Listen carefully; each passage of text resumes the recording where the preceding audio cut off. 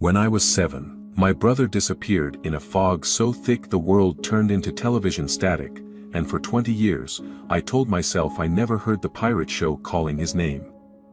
Part 1. The thread that shouldn't exist. Iron Hollow, Michigan had the kind of quiet that looked peaceful in postcards and felt wrong in person.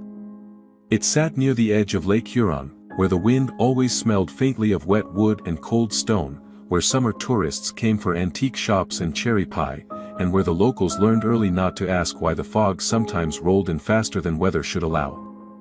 Ethan Vale had spent most of his adult life convincing himself he was never coming back. He had built a life in Detroit, producing late-night public radio segments about folklore, local legends, and forgotten Americana. He liked stories that stayed in microphones and archives. Stories with boundaries. Stories that ended when the recording light turned off. Then his mother had her stroke.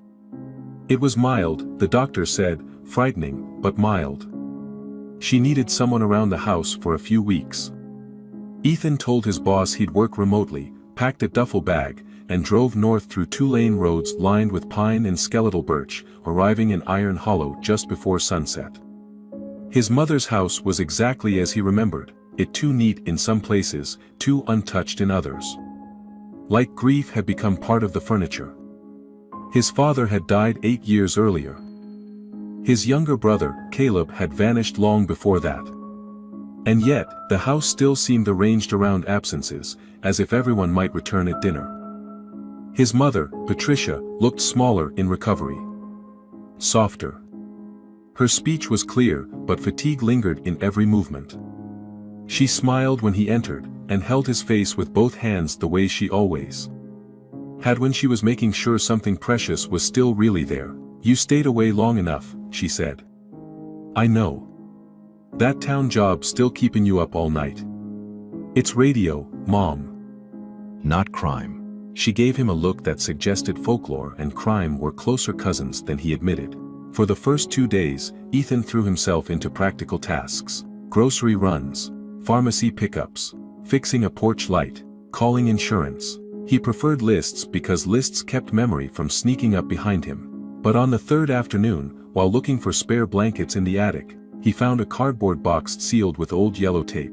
On the side, in faded marker, was written, "Boys' school drawings, TV stuff." He almost put it back. Instead, he sat cross-legged on the attic floor and opened it. Inside were crayon drawings, report cards, baseball cards, a plastic sheriff badge, and a stack of folded construction paper. Near the bottom was a picture that made his stomach tighten before his mind even understood what he was seeing. It was drawn in thick, waxy strokes by a child's hand. A ship with a face in its hull. Black waves. 3 puppet-like figures standing on the deck, one with a hooked grin, one with long yellow hair made of candle flames, one tall and thin with a pale head and red coat. In the corner, in a handwriting that was undeniably his own from first grade, were the words, "Candle Cove comes on when the fog gets close." The attic seemed to change temperature. Ethan stared at the page for a long time. He didn't remember drawing it. He didn't remember the characters, but recognition moved under his skin like something waking up. That night, after his mother went to bed, he sat at the kitchen table with his laptop open and typed the phrase into a search bar. Most results were junk. Horror discussions. Urban legend forums. Message boards recycling old creepypasta threads. He nearly closed the browser before one obscure page caught his eye. Midwest Memory Exchange, archived thread, local children's television, Candle Cove. The forum looked ancient, barely maintained, the kind of site that survived only because nobody remembered to delete it. Ethan clicked into the thread. The first posts were from years ago, written by adults in their 30s and 40s discussing a show they believed they had watched as children in the 1990s. The descriptions were unnervingly similar, a pirate puppet program. A little girl named Janice, made of wax or light. A villain called the Skin Taker. Airing locally, often on weak channels, sometimes only visible through static. Sometimes not listed in TV guides at all. Ethan scrolled deeper. One post read, "My mom says I used to sit in front of dead air for half an hour every Thursday and swear I was watching pirates. I still know the theme song."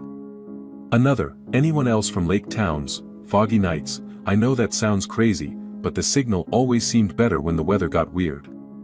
Then, one from an account named N_Pike77, Iron Hollow kids used to talk about Candle Cove like it was a real place, not a show. That's the part I never told anybody. Ethan's fingers froze over the keyboard. Pike. There had been a Nolan Pike in his grade school, tall, nervous, always chewing hoodie strings. Now probably the same Nolan who still lived here because everybody who never left Iron Hollow eventually became somebody. Official cop, contractor, insurance man, school employee, funeral director. Ethan clicked the profile. Dormant. Last active, 9 years ago. He should have gone to bed. Instead, he registered a new account and typed, "I'm from Iron Hollow too." I found an old drawing with the words, Candle Cove, on it. My brother went missing in 1998. Did anyone here know kids who disappeared around the time people were watching this? He posted it before he could stop himself. The reply came 22 minutes later. Mara Klein, don't ask that question on a public thread. Especially not if you're really in Iron Hollow. Check your messages. Ethan leaned back slowly. Outside the kitchen window, the yard was silver with moonlight. Beyond the dark line of trees, a low bank of fog had begun gathering over the road. It had not been in the weather report. His private message inbox pinged. Mara Klein here. If you're Ethan Vale, then yes, I know who you are. Don't type Caleb's name on that form again. Meet me tomorrow at the diner on Main at 8 o'clock. And don't tell your mother what you found. He read it 3 times. Mara Klein had once been Mara Klein Vasquez for 3 weeks in 10th grade when she insisted everyone use both last names because her mom said identity mattered. Mara, with the sharp laugh and the permanent stack of library books and the habit of staring at things until they admitted what they really were. Ethan hadn't seen her in over a decade. He closed the laptop. From somewhere in the house came the faint crackle of static. He stood so fast his chair scraped the floor. The sound came again, soft, intermittent, like a television on in another room with the volume turned low. He checked the living room first. Nothing. His mother's bedroom door was shut. He passed the hallway linen closet, the bathroom, and finally paused outside the den where his father used to watch Tigers games on an old box television they had never gotten rid of. The door was ajar. Static light pulsed weakly under the crack. Ethan pushed it open. The old television sat dark and dead in the corner, unplugged, dust-coated. Impossible. For one breathless second, the screen flickered gray. A child's voice, cheerful and distant, whispered from nowhere he could locate, "Are you coming ashore, Ethan?" Then the room went still. He did not sleep that night. Morning in Iron Hollow always made the night feel foolish. The diner smelled like bacon grease, old coffee, and sugar glaze. Country music murmured from a radio over the counter. High school kids in team jackets came in loud and ordinary, making the world seem stable by force of routine alone. Mara was already in a booth when Ethan arrived. She looked older, obviously, but in the way real people did. More self-possessed, more tired around the eyes, more anchored. She wore a green coat, practical boots, and the expression of someone who had expected trouble and was annoyed to discover she was right. "You look bad," she said as he sat down. "Nice to see you, too.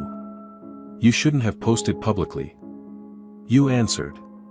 "Because nobody else should." A waitress refilled Mara's coffee without asking. That told Ethan, Mara came here often enough to belong. He envied that more than he expected. "You know about Candle Cove?" he asked. Mara looked toward the window before answering, as if checking whether the street itself might be listening. "I know people remembered it," she said. "I know most of their parents say it was static. I know a lot of those same kids grew up with memory gaps, anxiety, sleep problems, or stories nobody wanted to hear. And I know your brother's disappearance wasn't the only strange thing that happened that year." Ethan tried to keep his face steady. "You knew about Caleb?" "Everyone knew about Caleb. Iron Hollow's just the kind of town that pretends it doesn't know things." She slid a folder across the table, newspaper clippings. Missing child notices from towns along the Michigan shoreline and into Wisconsin and Ohio. Most were brief. Some children found within a day, some within a week, some never found. You made this? I'm a school counselor now, Mara said. When children say strange things, I pay attention. When adults don't, I pay even closer attention. Ethan opened one article. It described a 9-year-old girl from Alpena. Found wandering barefoot near a marina after being missing for 14 hours. Another boy in Saginaw, another in Bay City. In nearly every case, the child returned confused, dehydrated, and quiet. A line in one clipping made Ethan's chest tighten. The child repeatedly referred to a pirate harbor and asked when the program would be on again. Why didn't anyone connect this? He asked. They did. Quietly. Parents talked, teachers talked, sheriff departments shared notes. Then every time it almost became a real pattern, somebody explained it away. Stress, suggestion, mass panic, local TV interference. You know how small-town America handles things that don't fit neatly in a file. Ethan did know. Put it in a drawer, lower your voice, tell children they imagined it. Hope memory dies before it grows teeth. Mara, he said carefully, last night I heard a television in my mother's house. Her eyes lifted to his. There was no skepticism in them. That frightened him more than disbelief would have. Was it unplugged? She asked. Yes. She nodded once, like a doctor confirming a symptom. You need to talk to Nolan Pike. Ethan almost laughed. Nolan posted in that thread. Years ago. Then, he regretted it. He's a deputy now, he hates all of this. Why would he help me? Mara's expression hardened, because his sister watched it too. That landed between them heavily. Ethan remembered a little girl with front teeth missing and rainbow rain boots. Tessa Pike. She used to tag after Nolan everywhere. What happened to her? Mara didn't answer right away. She came back, Mara said at last. But not all the way. The diners suddenly felt too bright. They left separately, mostly out of habit, though neither said so. Ethan drove past the lake road on his way home and saw the fog still lingering over the water well past morning, hanging low and stubborn in defiance of sunlight.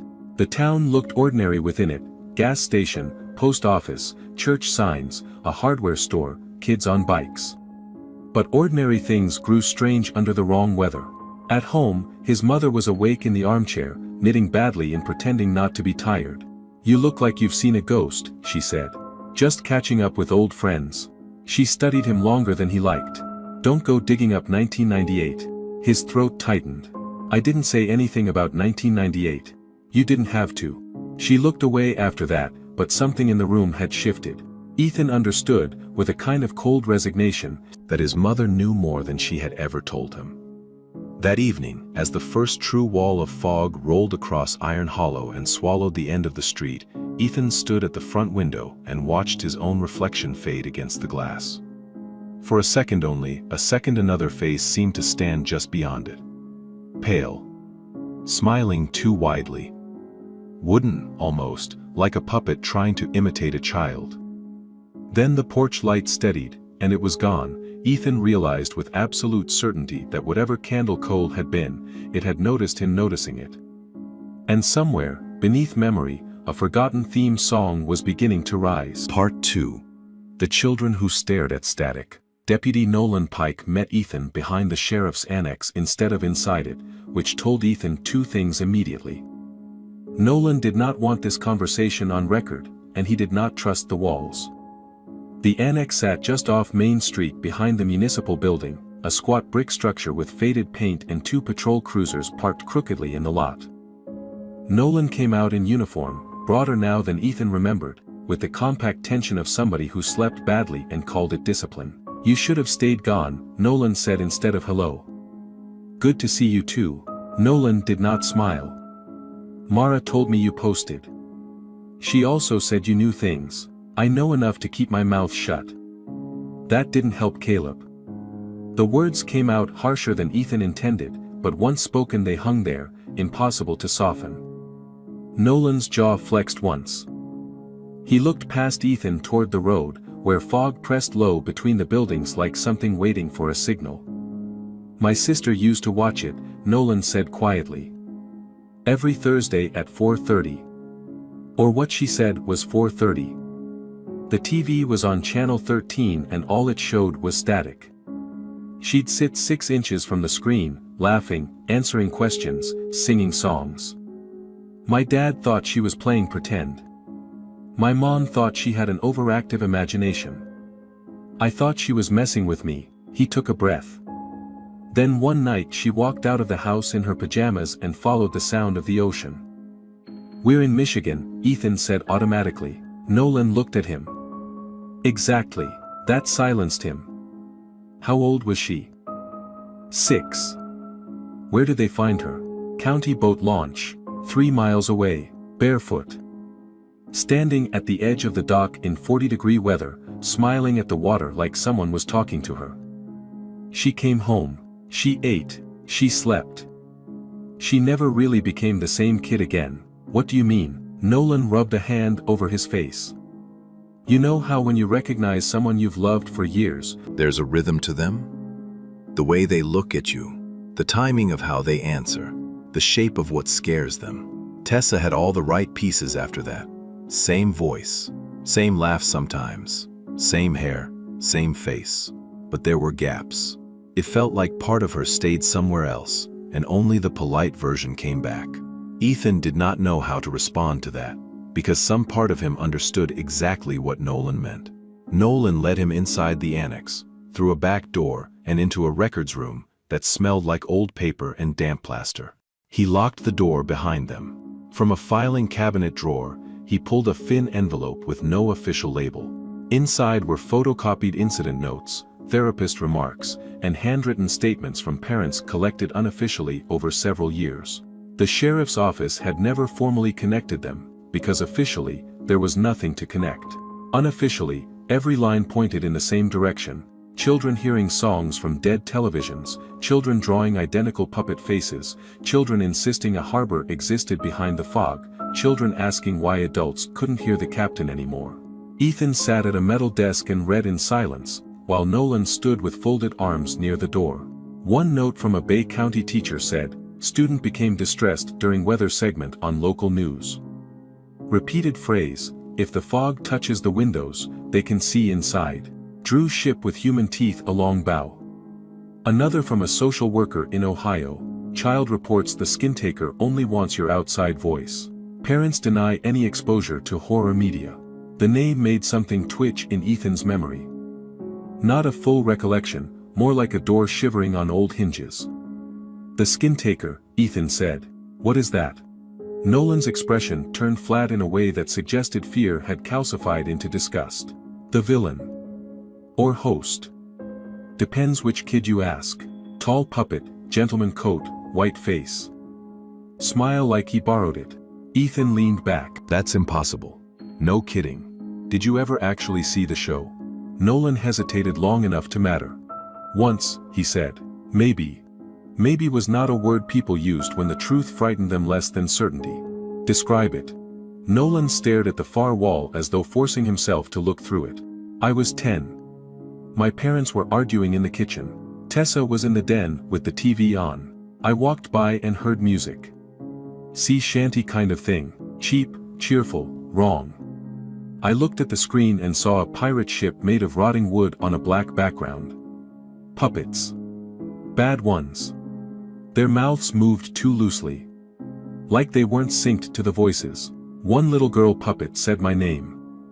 Not my real name, something she used to call me when I was 5. Then the screen went to snow. I unplugged the TV. Tessa screamed like I'd hurt somebody. After that, I told myself I'd imagined the whole thing. But, you didn't. No." Silence returned. Ethan slid one report free. "How many children disappeared? Depends how you count. Missing long enough for a report. A few dozen across different counties over several years. Missing without parents admitting it publicly. More.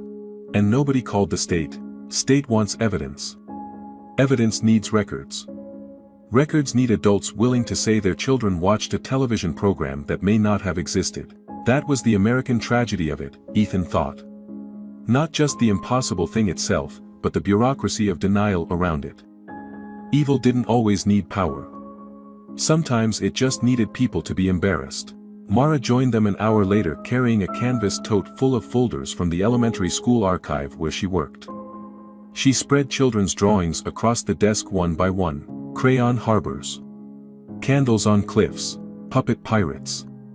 A thin white-faced figure standing on decks or beaches, sometimes waving, sometimes with arms outstretched as if welcoming someone home. "These are recent," Mara said. Ethan looked up sharply. "Recent how? Past month?" Nolan swore under his breath.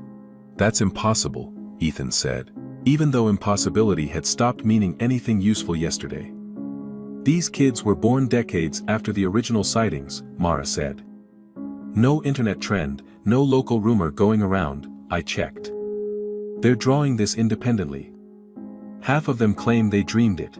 She handed him a sheet from a 7-year-old boy named Lucas Emery. The drawing showed a television in a bedroom window. Outside the window stood a little harbor with tiny boats carrying candles. Above it, in unsteady letters, the boy had written, "The ship waits when you feel lonely." Ethan felt a sickness move slowly through his chest. He thought of Caleb. His brother had been 8 when he vanished, Ethan had been 7, Caleb was the brave one between them, or at least better at pretending. He used to make forts out of couch cushions and insist pirates never got cold. He would stand at the edge of Lake Huron in October with red ears and blue knuckles, refusing to admit the wind hurt. For 20 years, Ethan had clung to only 3 true memories of a night Caleb vanished: fog, shouting, and his mother's knees giving out on the front lawn when the sheriff car lights came on. Now, sitting in a records room, with drawings spread around him like evidence from a forgotten trial, he felt another memory pushing at the edges. A basement. The hum of a television, Caleb whispering, "Hurry, it's starting." He pressed his thumb against his temple. Mara noticed immediately. "What did you remember?" "Not enough." "Say it anyway." Ethan swallowed. "Basement TV, Caleb calling me, I think we watched it in the basement once." "Not the living room," Nolan shook his head. "Your mother told deputies you boys were asleep upstairs." "My mother told deputies a lot of things, apparently." Mara crouched beside him, voice gentle but steady. "Memory doesn't come back in order, don't force it." He laughed bitterly. "That's easy to say." "No. It isn't." They spent the afternoon mapping names, dates, and weather notes. Mara had started tracking the disappearances against local lake fog patterns after noticing too many cases clustered around unusually dense shore weather. Nolan had checked dispatch logs and found repeated calls over the years: children sleepwalking, unexplained TV interference, power surges on clear nights, parents hearing singing over baby monitors. None of it made sense separately. Together it formed the outline of something predatory that moved through town not like a killer but like a signal. "Not a person," Ethan said slowly, thinking aloud.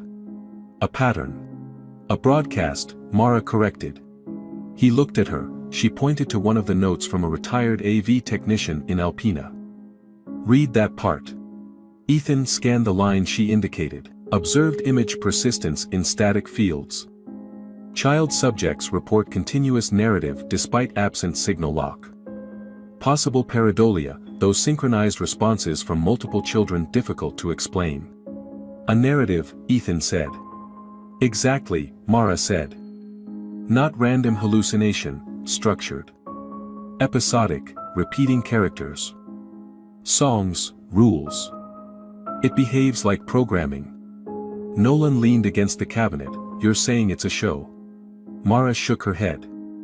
"I'm saying it uses the shape of a show because that's something children trust." The room went very quiet after that. Late afternoon dimmed into the kind of colorless early evening unique to Great Lakes towns in cold months. Ethan left the annex with copies of files in a manila envelope and an agreement to meet Mara and Nolan after dark at his mother's house. Nolan wanted to inspect the old television. Mara wanted to talk to Patricia if Ethan could manage it. Ethan wanted, for the first time in years, to know the truth more than he feared it. On his way home, he stopped at the town pharmacy and then at the gas station near the marina. The clerk, a college kid home on break, complained about the fog, and said the school was probably going to keep kids indoors for recess tomorrow. Ethan looked out the window and saw a group of children on the far side of the parking lot waiting with a parent near a minivan. One little girl, maybe 7, stood a few feet apart from the others, staring not at the road, not at the pumps, but at the blank security monitor hanging inside the station window. She lifted one hand and gave a tiny wave to the screen. The monitor was off. Ethan's skin went cold. He moved toward the glass, but by the time he got closer, the girl's mother had called her into the van and they were gone. At home, Patricia was in the kitchen making tea she probably shouldn't have been making alone yet. Ethan took the kettle from her. "Mom," he said carefully, "did Caleb and I ever watch a pirate show when we were kids?" Her expression did not change, but the silence around her did. "No," she said. "That's not true." She set a mug down harder than necessary. "You boys used to imagine all kinds of things." I found my drawing. That finally cracked something in her. Not dramatically. No tears, no confession ready to spill.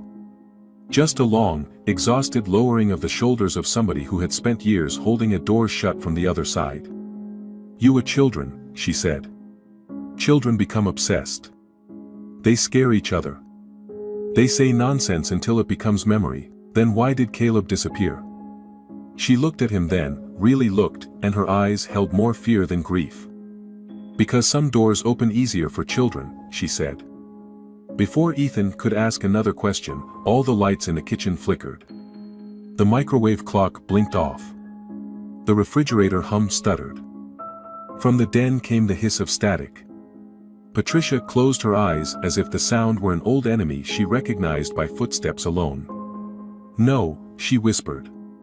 Ethan moved first. He crossed the hall and pushed open the den door just as Nolan and Mara were pulling into the driveway outside. The old box television was on, not plugged in, on.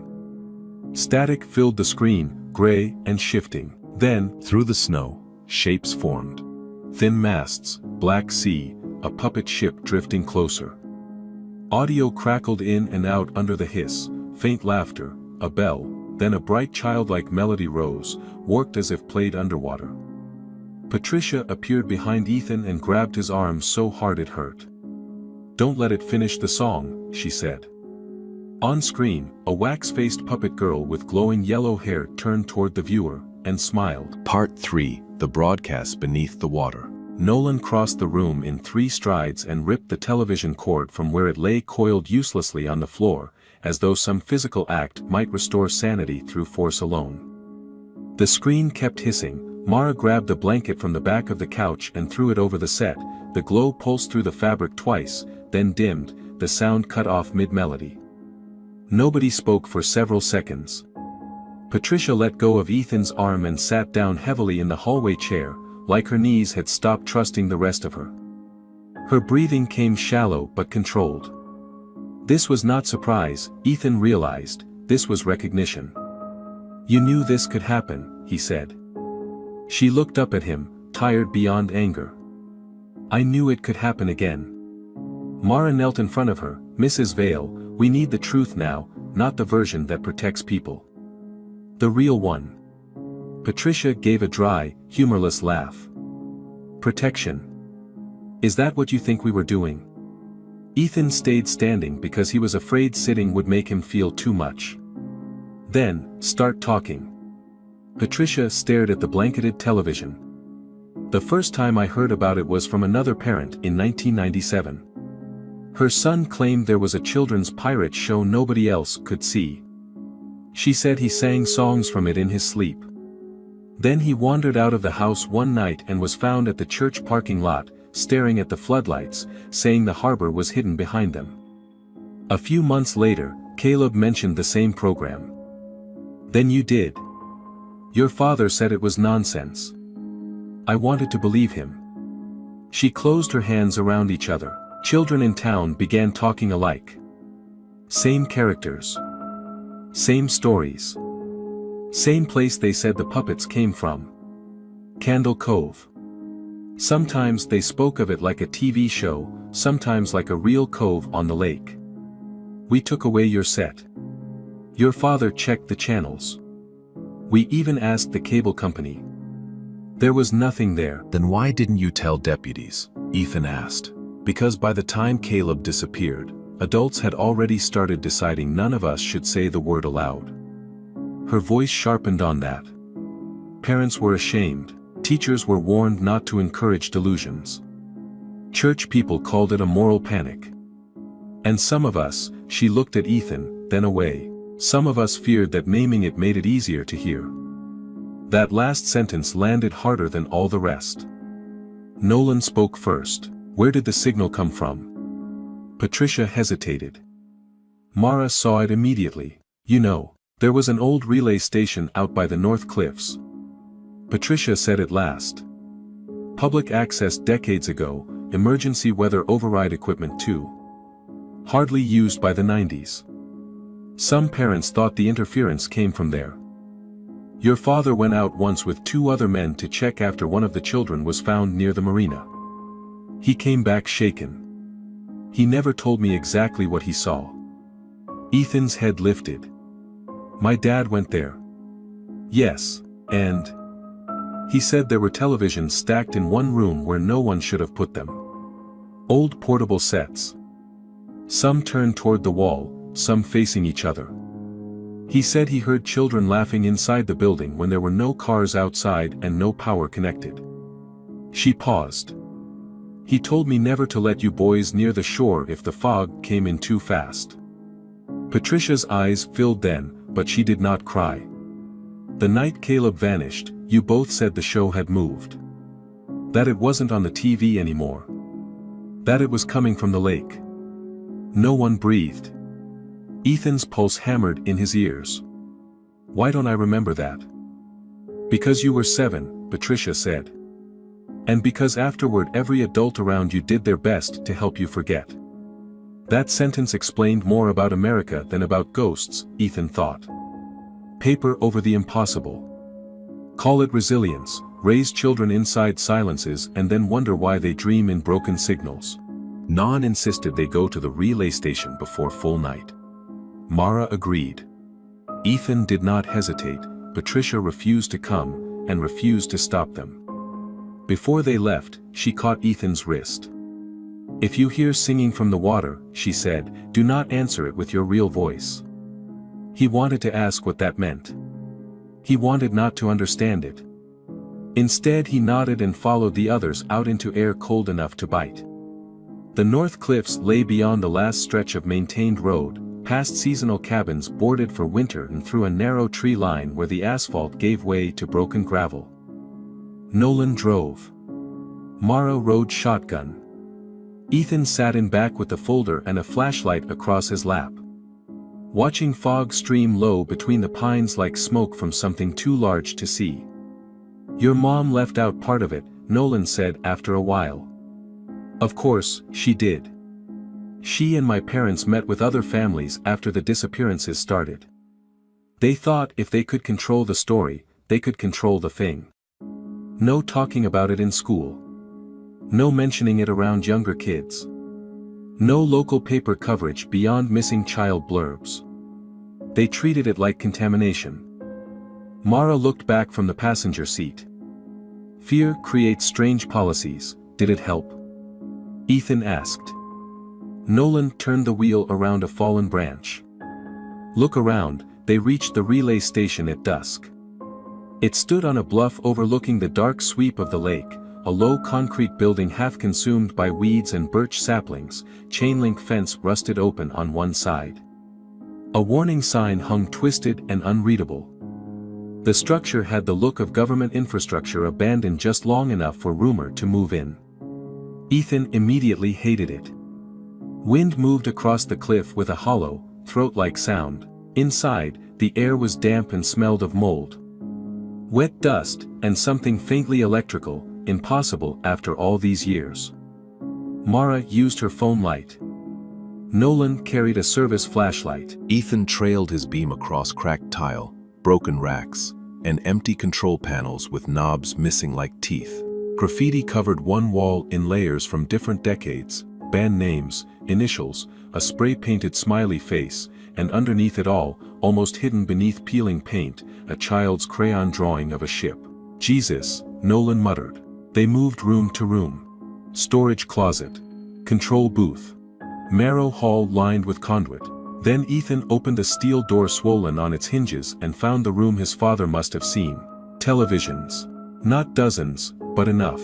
Old portable sets, wood-paneled consoles, plastic units from the 80s and 90s, some stacked, some arranged on metal tables, some facing inward in a rough semicircle as if part of a congregation. None were plugged in. Most were coated in dirt, yet the room felt recently used in a way Ethan could not explain. There were no footprints in the dust exactly, but patches where it looked disturbed. A milk crate in the corner held VHS tapes sealed in zipper bags.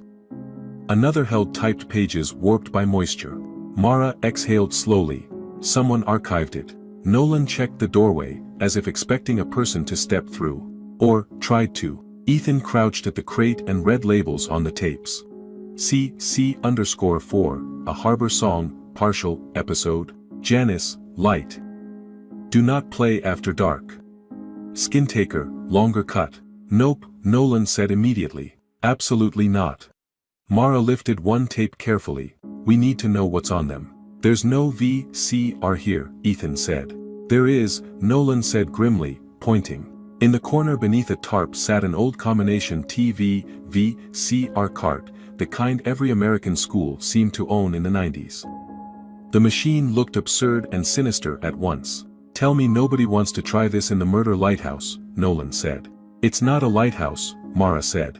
That's your objection. Ethan turned over the typed pages. They were transcripts or attempts at them. Someone had logged fragments of dialogue and visual descriptions from the tapes in all caps, like a court reporter documenting a fever dream. Open on black water ship emerges. Children laughing off-screen, Janice. We stay lit when you feel small. Captain? Voice does not match mouth movement. Skin Taker enters only when invited by name. Do not let child subjects repeat final shore phrase. What final shore phrase? Ethan asked. Mara took another page. Here.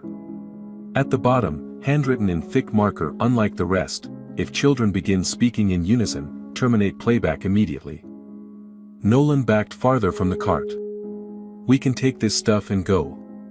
But Ethan's attention had fixed on something else. In the far right corner, behind one of the stacked consoles, a yellow raincoat hung from a hook. Small. Child-sized. Old-fashioned. For a split second he thought of Tessa Pike. Then another thought cut deeper. Caleb had owned a yellow raincoat with blue plastic buttons. He crossed the room too fast. Mara called his name, but he was already there, lifting the coat with shaking hands. Inside one pocket was a marble. Blue glass swirled with white. Ethan knew that marble. Caleb used to carry it everywhere and call it his storm eye. He nearly dropped the coat. This was his, he said hoarsely. Nolan and Mara came over. Mara's face changed the moment she saw Ethan's certainty. Nolan looked like he wanted to say there were 100 yellow raincoats in the Midwest and none of them meant anything. But he didn't say it. Under the coat, taped to the wall, was a Polaroid. 3 children standing in fog. The image was badly distorted, edges water damaged, but Ethan could make out enough. Himself, Caleb, and another child whose face was half obscured by glare. All 3 were turned, not toward the camera, but toward something off frame. Something bright. On the back of the photo, in blocky handwriting, they answered the captain. The room went cold. Not metaphorically. Actually cold. Ethan Vance saw Mara's breath first, then his own. One of the televisions crackled, then another. Nolan swore and drew his weapon in the profoundly unhelpful human reflex of introducing a gun to a haunted media installation. Screens flickered weakly, one by one, with static bloom. No chords. No power. No logic. A child's voice sang from nowhere and everywhere at once, thin and cheerful. Row, row, row to shore, where the little lights all are. Mara grabbed Ethan's sleeve. We have to go. Now.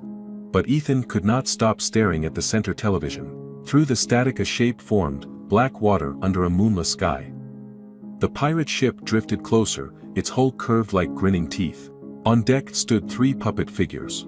One was a girl with long wax-yellow hair glowing at the edges, one squat sailor with stitched black eyes, and one tall, pale figure in a red coat whose face was smooth and white as carved bone. The skin taker.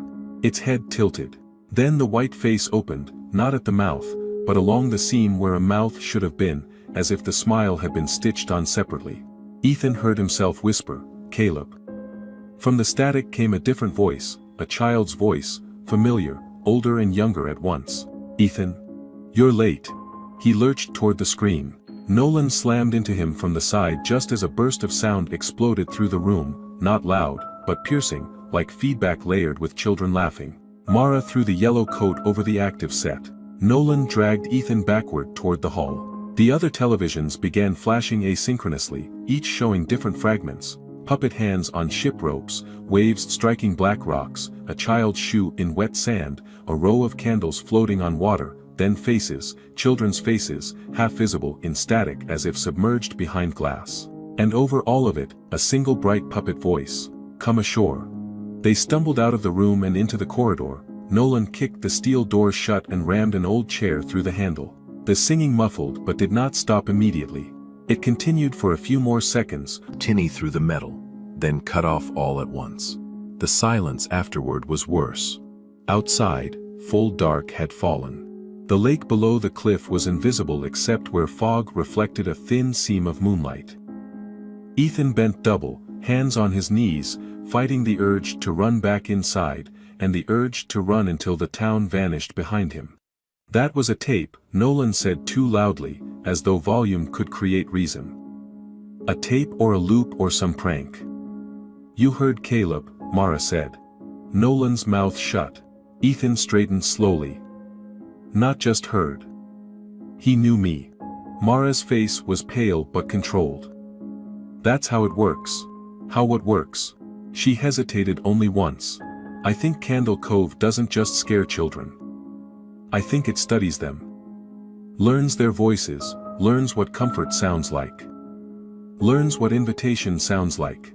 The wind shifted. From below the bluff came the low crash of water against rock.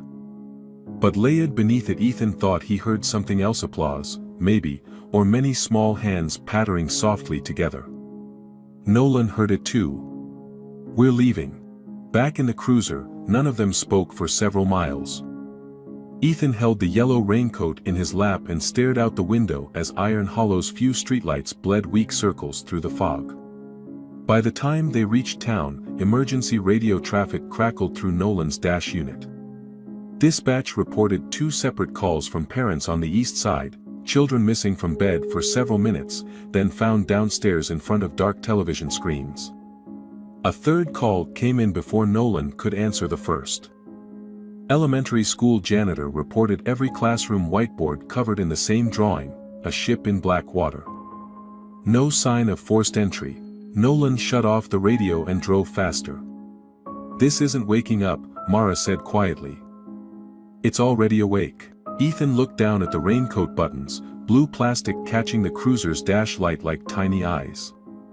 For the first time, he stopped asking whether Candle Cove was real. The better question, the only one now, was what it wanted with the children of Iron Hollow after all these years, and why it had kept Caleb's voice. Part 4. The Cove that isn't on any map. The town changed over the next 48 hours the way ordinary places do in the middle of an American emergency, not all at once, but through small disruptions that stacked into dread. Parents kept children home. The school district sent out a bland notice about weather-related concerns and unusual overnight disturbances. The church opened its fellowship hall for anxious families, which in Iron Hollow meant casserole dishes appeared before actual answers did. Patrol cars drifted slowly through neighborhoods after dark. Hardware stores sold out of flashlights and batteries. Everyone pretended the problem had a normal shape. It didn't. Children began reporting the same dream, a shoreline visible only through fog. Rows of candles in jars floating just beyond reach. A pirate ship waiting offshore. A voice telling them they would never feel lonely again if they came closer. Mara spent her days speaking to frightened parents and drawing careful lines between concern and panic. Ethan watched her work with a new kind of respect. She never dismissed the children. She never fed the fantasy either. She asked what they heard, what they felt, whether the voices sounded kind or familiar. Almost every child gave some version of the same answer: it sounded like someone who already knew me. Meanwhile, Ethan searched old maps, local records, weather archives, and shoreline surveys from the county office. Candle Cove did not appear anywhere officially. No harbor, inlet, or geological feature by that name existed near Iron Hollow. Yet, among children's drawings collected across decades, the same crescent shoreline recurred with striking consistency. Cliffs to the north, black pines to the south, narrow beach in the middle. And candles placed along the rocks like runway lights. Nolan, against all instincts, helped. He was the practical anchor among them, which mostly meant he voiced the objections Ethan and Mara no longer had the luxury to entertain. Yet it was Nolan who found the first hard clue. In an old box of marina permits from the late 80s, he discovered references to a locally used name no longer in official rotation: Candler's Cut, a small fog-prone inlet north of town long considered dangerous for boats because of hidden stone shelves beneath the water. The area had been fenced off after repeated accidents and later mostly erased from tourist maps when the county redesigned the shoreline routes. Candler's Cut, Ethan said, looking at the document. Kids shorten things, Mara said. Or mishear them. Or something encouraged the mishearing, Nolan muttered. The place sat between the old relay station and a disused service road once maintained by the Coast Guard. It would be difficult to reach now because of erosion and fallen trees, which made Ethan think children had probably never found it on their own. If they had gone there, if Caleb had gone there, they had been led. They waited until late afternoon to drive out. Not because any of them believed daytime would protect them, but because going at night felt too much like obeying the story. Ethan rode in his own car this time, following Nolan's cruiser and Mara's SUV through winding roads lined with bare maple and hemlock. The lake appeared in flashes through the trees, flat and steel-colored under a sky with no real sun in it. When they reached the broken service gate, all three vehicles stopped. The rest they did on foot. The path had once been gravel but now was mostly roots and mud. Fog drifted low through the trees despite the hour.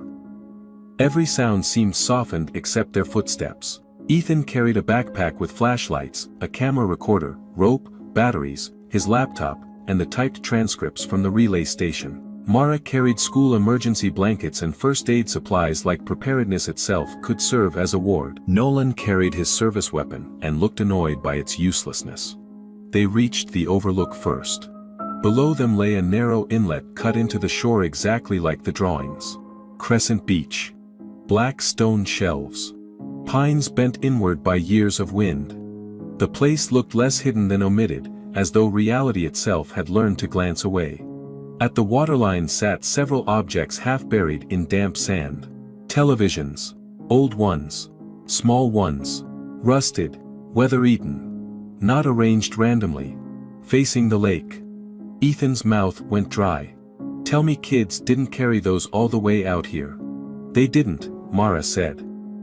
The descent to the beach was treacherous, a steep switchback path partly collapsed by erosion. By the time they reached the bottom, the fog had thickened so quickly Ethan felt as though the cove were generating its own weather. The air smelled of cold minerals, wet moss, and faintly, impossibly, candle wax. Mara found the first toy near a driftwood log. A waterlogged plastic pirate figurine missing one arm. Nolan found a child's sneaker buried heel first in sand, decades old.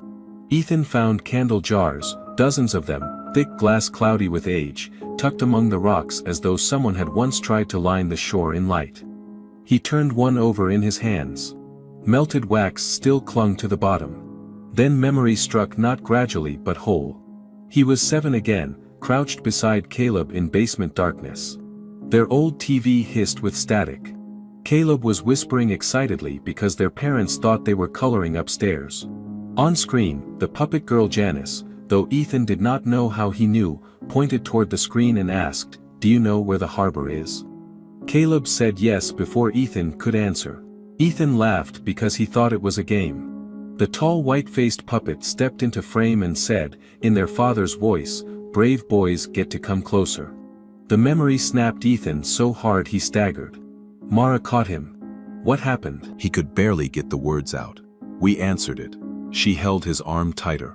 "You were children. We answered it." Nolan turned away, giving him the small mercy of privacy in front of terror.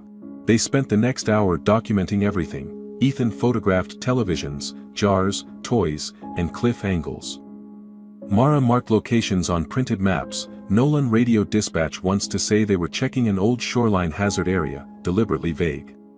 The radio crackled with interference so severe he gave up halfway through. Then Ethan found the drift log. It lay farther north where the beach narrowed under the cliff, a massive trunk wedged between two rocks. Carved into its silvered wood, layered over decades of weathering, were names. Children's names. Some shallow, some deep. Some in careful adult lettering, probably added later by grieving families desperate to anchor loss to a place. Ethan scanned them until he saw it. Caleb Vale. Below it, smaller and shakier, Ethan too. He could not breathe for a moment. "What is it?" Mara asked, though her voice told him she already understood. He moved aside so she could see. Nolan followed, and the three of them stood in a silence bigger than speech. "I carved that," Ethan whispered. "Or Caleb did." "I don't know." "You were here," Mara said. "Yes." Nolan's face hardened, not at Ethan, but at the shape of the truth. Then somebody failed twice. The thing brought children here, and adults never sealed it off right. Wind rose across the cove, candles in the jars remained unlit, yet Ethan could smell warm wax more strongly now. The fog pressed in until the far ends of the beach disappeared. He turned slowly and realized something had changed. The televisions were on. Not all of them. 3. One portable near the waterline, one half buried under sand, one resting in the rocks 10 yards away. All showed static, pale against the gray afternoon. "No one touched them," Mara said. From the nearest set came a soft popping hum, then a musical note like a child tapping piano keys underwater. Ethan took one involuntary step closer before Nolan put out an arm across his chest. "Don't." On the screen, static parted, not into a full image, just enough to reveal the outline of a deck railing and a puppet hand gripping it. A voice emerged, bright and warm. Ethan came back. The second television came alive with laughter. The third showed not the ship, but Caleb. Or what resembled Caleb at 8 years old, yellow raincoat, damp hair, marble in hand, standing on the beach farther out in the fog. He was facing away. Then he slowly turned toward the screen. His face was blurred, not because of distortion, but because it seemed unfinished, like a memory someone had copied too many times. Mara whispered, "That's not him." Ethan knew that. He also knew it was built from him. The figure lifted one hand. "Come on," it said in Caleb's voice, "you left me." Guilt is one of the oldest doors in the world. Ethan felt it open inside him instantly. All the years of not remembering became accusation, all the years of surviving became betrayal. He moved before thought could catch up. Nolan grabbed him. Ethan shoved him off harder than intended, his boots slipped in wet sand. The television voice brightened, delighted. "Almost." Then Mara stepped in front of Ethan and slapped him across the face. The shock of it snapped the moment. He stared at her. "You stay here," she said, breathing hard, eyes wet but fierce. "Whatever it uses what you never got to forgive." That's not Caleb. Caleb is not in a screen trying to drag you into the lake. Nolan, still off balance, barked, "Move back." He pulled a flare from his emergency kit marine issue kept in cruisers for roadside incidents and struck it. Red fire erupted with a furious hiss. For one impossible instant all 3 televisions screamed in feedback at the same time. Not human screams. Electronic. Furious. The images collapsed back into static. Mara stared at Nolan. "Why did that work?" He looked at the burning flare as startled as anyone. "I don't know." Ethan did. Or thought he did. Candlelight, signals, Performance. Maybe the thing liked controlled light, invited light, screen light. Maybe raw fire disrupted its illusion. Maybe, he thought, this whole monstrous thing had wrapped itself in the image of candles because actual flame was older than television and less easy to command. The flare burned low. Nolan tossed it safely onto wet rock. Then they heard it. Children laughing. Not from any screen, from somewhere out in the fog. One laugh became several, then a song, far away and off-key. Where the little lights all are. Mara went white. The kids. Shapes moved beyond the beach line, small silhouettes, maybe half a dozen, maybe more, approaching through fog from the southern path. Ethan ran before Nolan could stop him. The figures emerged gradually into view. Children from town. Sleepwalking. Shoeless, jacketless, eyes open but unfocused. Moving toward the water in a loose line as if attending recess directed by the dead. A little boy still wore superhero pajamas under his winter coat. A girl clutched a stuffed rabbit dragging by one ear in the sand. None of them responded when Ethan shouted. Mara began intercepting them one by one, speaking firmly, gently, using their names where she knew them. Nolan called for backup on the radio and got only static. Ethan caught a boy of maybe 9 just before he stepped into the water. The child looked straight through him and said in a serene, borrowed voice, "The captain says the tide is friendly today." That voice was not the boy's. Mara snapped her fingers near another child's face, then wrapped her in an emergency blanket. "Stay with me. Look at me. Not the water. Look at me." The fog thickened further, choking distance to 10 feet. Then, from somewhere offshore, a bell rang. One clear note. Every child turned toward the lake in unison. And smiled. Part 5. The children. Still listening. The rescue at the cove should have forced the town into truth. Instead, it split Iron Hollow cleanly down the middle. Parents whose children had wandered insisted something real was happening. Other adults, terrified of what that admission would mean, clung harder to explanations that made less and less sense. Stress response. Shared delusion. Prank videos. Contamination from social media, environmental gas leak. Anything but the thing at the shoreline wearing the skin of a children's show. That was the final cruelty of Candle Cove, Ethan realized. It did not merely prey on children, it depended on adults being unwilling to stand beside them in the realm of the impossible. By Thursday night the town had entered a state just short of emergency. The school district canceled classes for hazardous weather, churches stayed open, volunteers formed neighborhood watch groups. Nolan and the sheriff's office went door to door telling families to unplug televisions, cover screens, and keep children away from windows after dark, which sounded ridiculous until you saw how seriously frightened people took it. Mara set up a temporary support center in the elementary gym where anxious parents sat on folding chairs under basketball banners while little kids colored pirate ships they swore they had never seen before. Ethan turned the school audio room into a makeshift operations space. He brought in recording equipment from his mother's house, and the relay station transcripts. He studied the tapes without playing them, comparing handwritten notes. Image sequences, lyric fragments, and weather dates. A pattern emerged slowly, then all at once. Candle Cove had rules. Not moral rules, broadcast rules. It needed invitation language, it favored isolation. It intensified during heavy fog and signal interference. It imitated familiar voices before escalating. And most importantly, it grew stronger when children experienced abandonment, loneliness, secrecy, shame, not being believed. Mara read the notes over his shoulder. So it doesn't just pull children physically, it conditions them. Like episodic programming, Ethan said, recurring characters, repeated songs, catchphrases, emotional trust. It trains them to answer. Then how do we break that? Nolan asked from the doorway. Ethan looked at the whiteboard where he had written lines from children's statements. The ship waits when you feel lonely. The captain likes brave kids. Don't tell grown-ups or they can't hear. Come ashore. By interrupting the story, Ethan said. Nolan folded his arms. That's not a plan. It's more of one than we had yesterday. Patricia arrived at the gym that evening carrying a box Ethan recognized instantly from the attic. More drawings. VHS tapes. Caleb's school folder. She looked exhausted and, for the first time in Ethan's adult memory, done protecting anyone from the truth.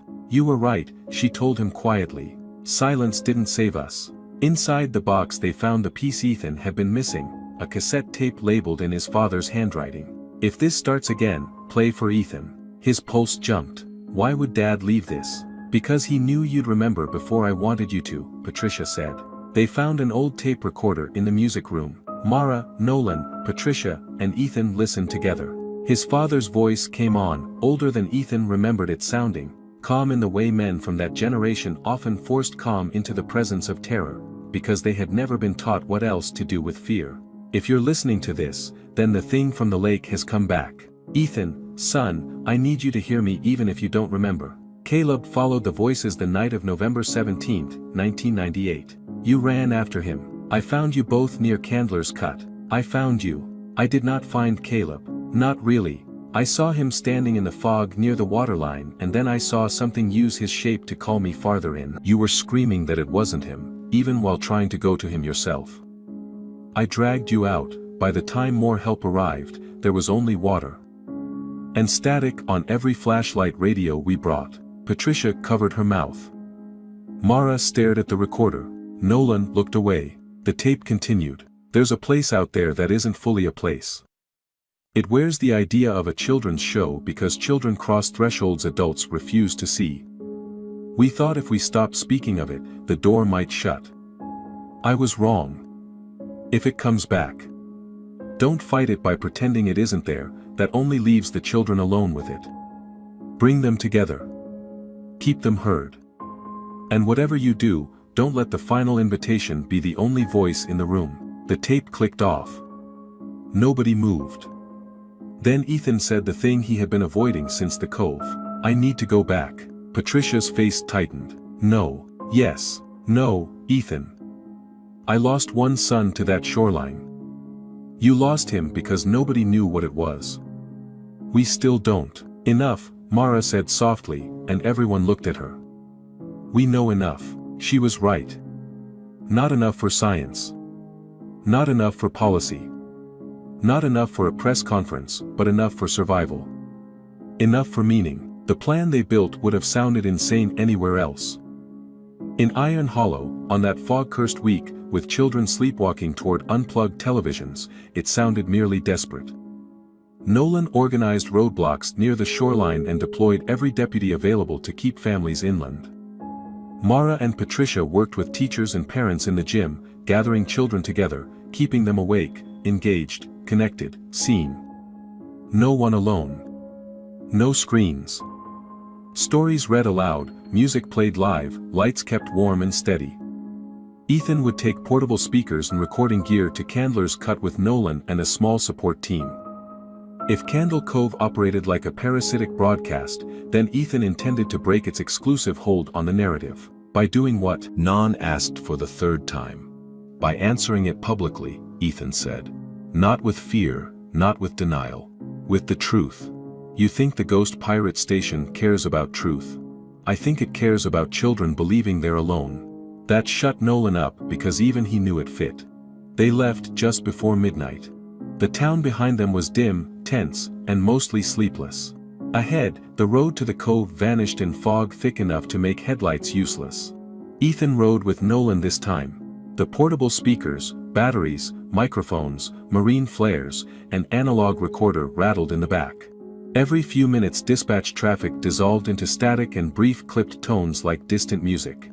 At the service gate Nolan cut the engine. Last chance to be smart. I haven't been smart since Tuesday. That's the first honest thing you've said. They hiked in with 2 volunteers from the marina and a deputy from the county line who looked like he regretted every life choice that led him here. By the time they reached the beach, the cove was almost invisible. Fog swallowed cliff and lake alike.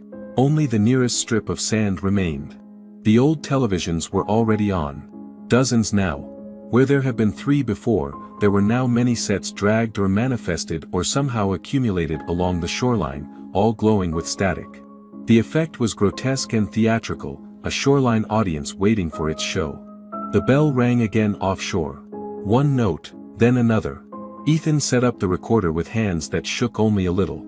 Nolan and the others placed speakers facing both the beach and the tree line. Flares waited in a metal bucket.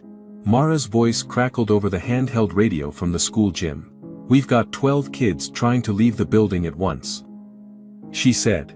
"We're holding them, they're all singing." Ethan keyed the radio.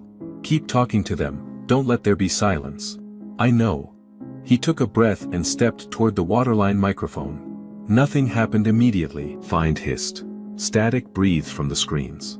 Then the nearest television brightened, and the puppet ship emerged full on its face. Cheap, painted backdrop. Black waves. Ropes like veins. Janice, the candle-haired girl, stepped forward and clapped tiny wooden hands. "Welcome back, Ethan." The voice came not only from the television but all the speakers of the other sets, layered into a chorus too cheerful to be human. The skin taker entered behind her, tall and elegant in its red coat, head bowed as if greeting an honored guest. "We saved your brother a place," it said in Ethan's father's voice. Pain moved through Ethan like a blade, but it no longer surprised him. He leaned toward the microphone. "You're not my father." A beat. The ship creaked. Static wavered. Several screens switched to other images. Caleb at 8. Ethan at 7. Their basement.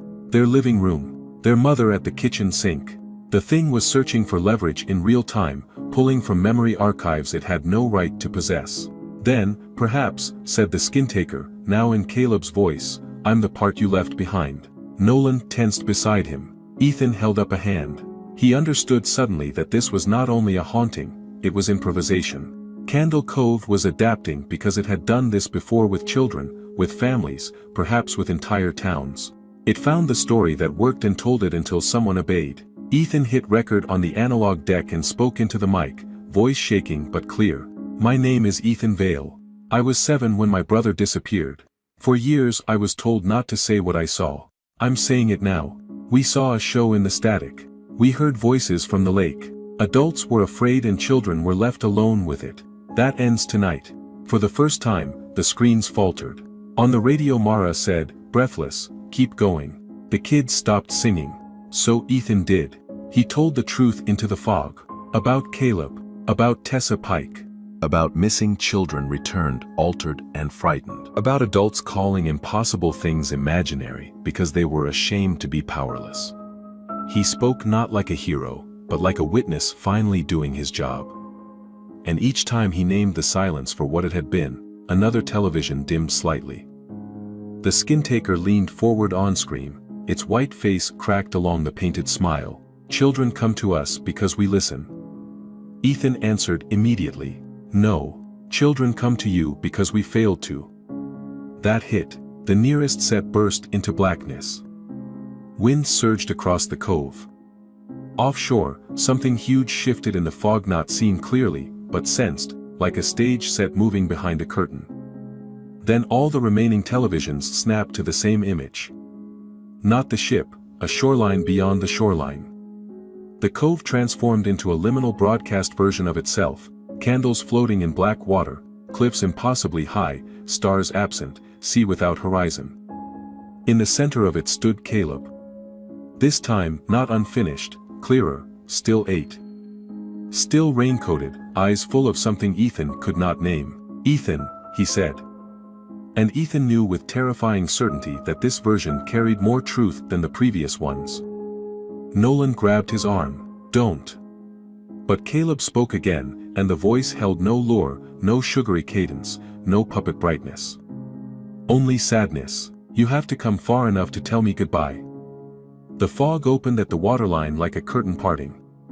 Ethan stepped forward. Part 6. When the show comes back on.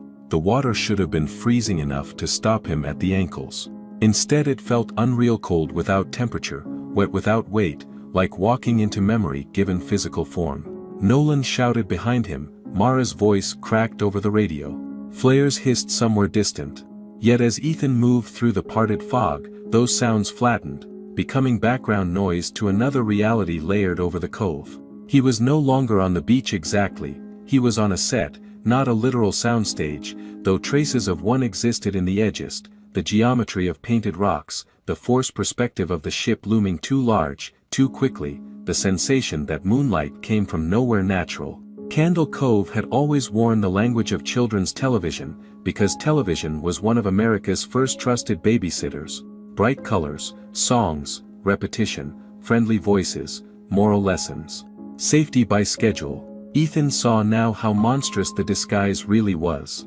The pirate ship waited just offshore, its hull a grotesque grin of carved boards shaped like teeth. Lanterns hung from crooked masts, flames steady despite the wind. Janice stood at the bow, candle-yellow hair glowing. The stitched sailor beside her waved. Behind them, tall and patient, the skin-taker removed its hat with courtly politeness. And on the wet sand between Ethan and the waterline stood Caleb. Not fully flesh, not fully projection.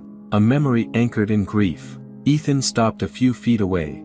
"Are you real?" Caleb considered that like a child asked a question beyond his years. "Real enough for this," he said. Tears burned behind Ethan's eyes. He had spent decades fearing this moment and needing it. "I'm sorry," he said at once. Caleb looked down at the marble in his hand. "I know. I should have held on to you. You were little. I still should have." The boy finally looked up. "That's why it could still hear you." Ethan understood. Guilt was not only pain, it was an open channel. Candle Cove had preserved him there, not because Caleb's soul was trapped in pirate static in some simple ghost story way, but because Ethan's unresolved memory kept recreating him where the signal could reach. Behind Caleb, the skin-taker smiled wider. "What a beautiful reunion," it said in a bright host's cadence. "Will brothers come ashore together?" Ethan ignored it. "Caleb, can you leave?" The boy's gaze drifted toward the ship. Not with it talking. That was the answer. Not rescue by force, not exorcism by spectacle, disruption, refusal. Overwrite the invitation. End the performance. Ethan turned toward the ship and raised his voice. "You don't get to tell this story anymore." Janice's candle hair flared brighter. "But the children love stories." "Yes," Ethan said, "and adults should have protected them inside them." The skin-taker stepped forward. Up close it looked less like a puppet and more like the idea of a stitched vessel of borrowed gestures and familiar tones, built from every safe voice that had ever convinced a child to come closer. Father, teacher, cartoon host, older sibling, babysitter. It was not gore that made it awful, it was intimacy without soul. "You think naming us breaks us?" it asked. "No," Ethan said, "but being heard does." He lifted the handheld radio. "Mara, open the gym mic." Static. Then her voice. "Done." Through the small speaker came the sound of the elementary school gym packed with children, parents, teachers, deputies, neighbors. Not silence, not fear. Presence. Live voices, breathing, chairs scraping, somebody crying, somebody praying, somebody reading aloud from a stack of picture books. A little girl asking if this was helping, Mara answering, "Yes, honey, keep talking." Ethan set the radio near the waterline and switched the microphone feed wide open to the speaker array on the beach. The sound of the town flooded Candle Cove, not polished, not cinematic. Human. The ship shuddered. Janice clapped her hands over her ears. The stitched sailor bent backward unnaturally. The lanterns along the mast guttered. Across the boundary of fog, Ethan heard televisions on the real beach starting to blow out one by one with sharp electric pops.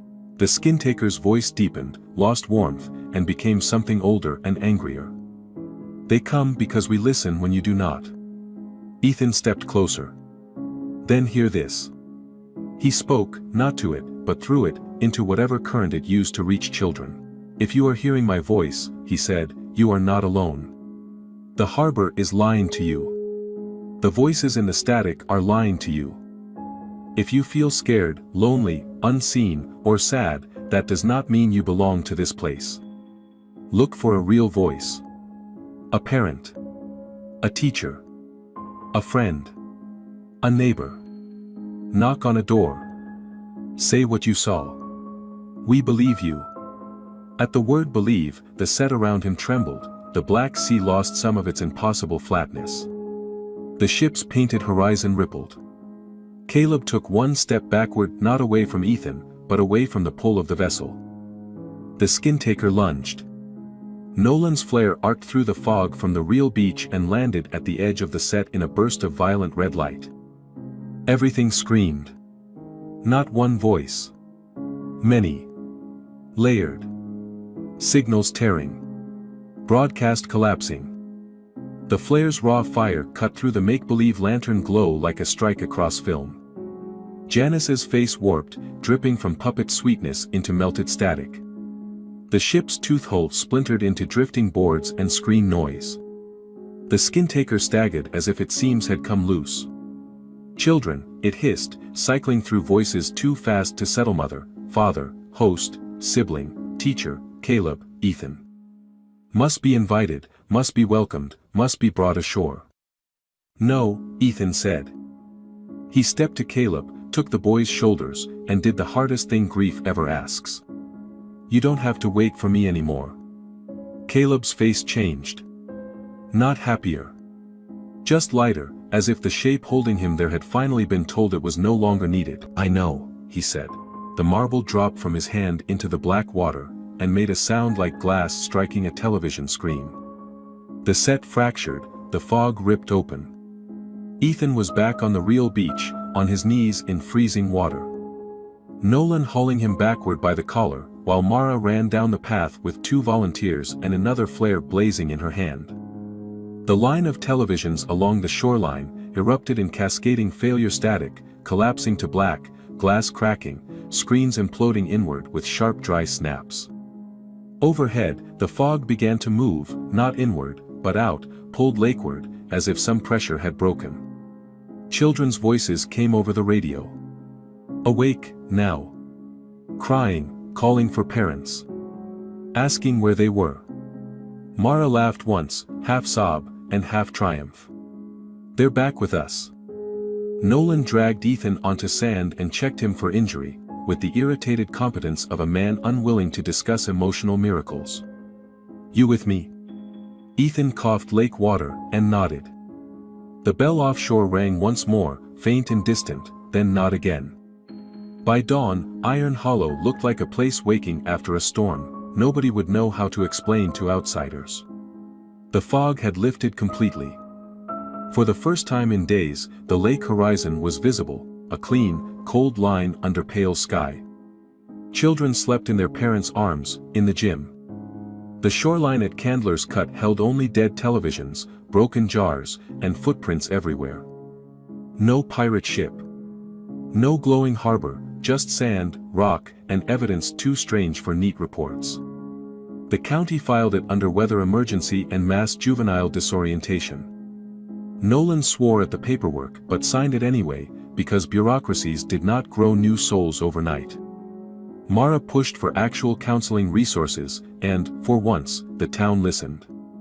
Parents began speaking aloud about what their children had seen, instead of shushing them into shame. Patricia sat on her porch 3 days later, and told Ethan things about 1998 she had never before allowed herself to say. They cried, finally, not because truth fixed anything, but because it let grief stop dressing up as silence.